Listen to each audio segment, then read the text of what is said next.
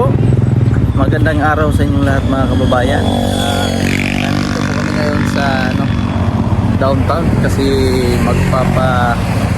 papaganda ang aking misis. At dadalhin ko po siya sa salon ngayon. Nandito kami sa highway kasi yung ito po muna kami para magpalamig. Yan po sa likod may buko juice. Yan po. Pupunta kami ngayon sa salon ni Kuya Eli. At abangan po ninyo mga kababayan ang kaganapan ngayon. Si Mrs. po muna ang aking papagandahin ngayon. Yan po. Abangan po ninyo ang aming vlog ni Mrs. At see you!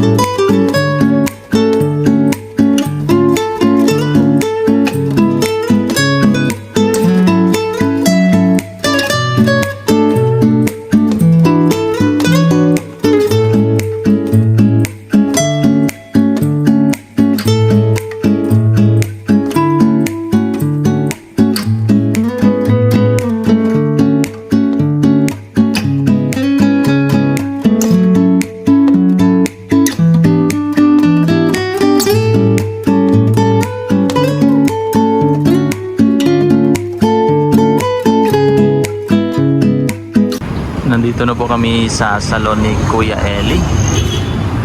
Ayan po mga kababayan, nandito lang po ito sa MAA, Davao City. Sa gustong magpagawa po ng inyong mga buhok, visit lang po kayo dito sa salon ni Kuya Eli.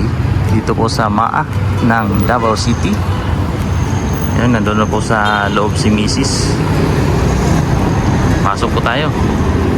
Nandito na po kami sa salon mga kababayan at nagpapahinga lang po kami ng konti kasi grabe ang init sa labas. Napakahat po sa labas. Napakainit at magpapalamig lang konti kasi ang babasahin itong buhok ni Mrs. Baka magkasipon kasi mainit niya sa labas tapos diretso basa ang ulo. Ayan, baka magkasipon at maghihintay lang po kami ng kaunti at maghihintay ng mag-iipon ng kaunting energy para makapagsimula kami. Kaya po abangan po niyo mga kababayan ang kanyang transformation.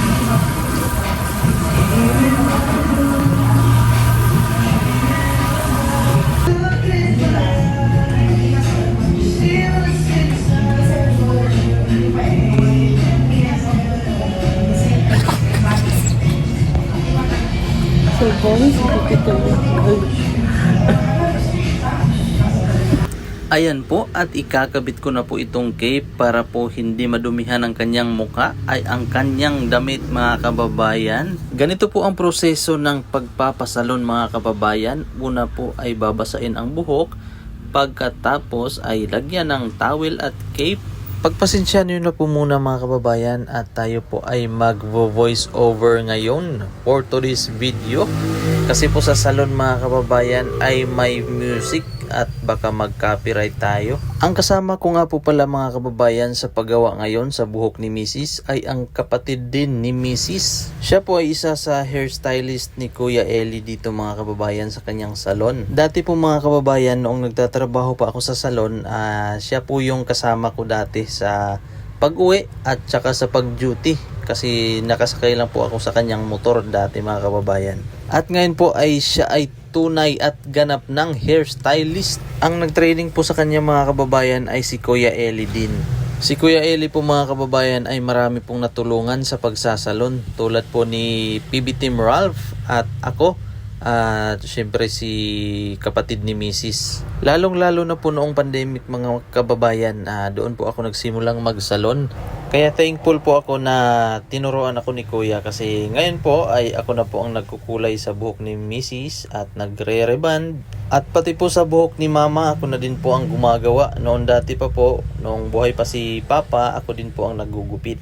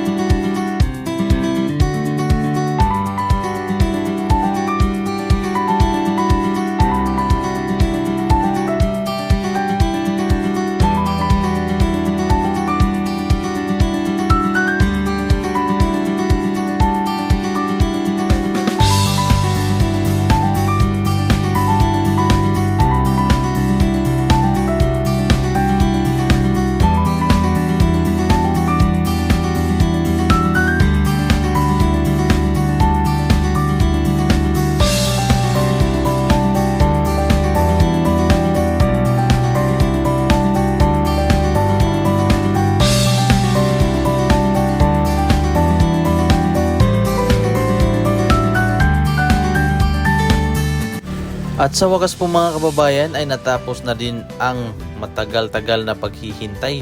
Naabutan po kami ng gabi mga kababayan, alas 6 na po kami nakaalis sa salon. At ito na po ang kanyang finished product.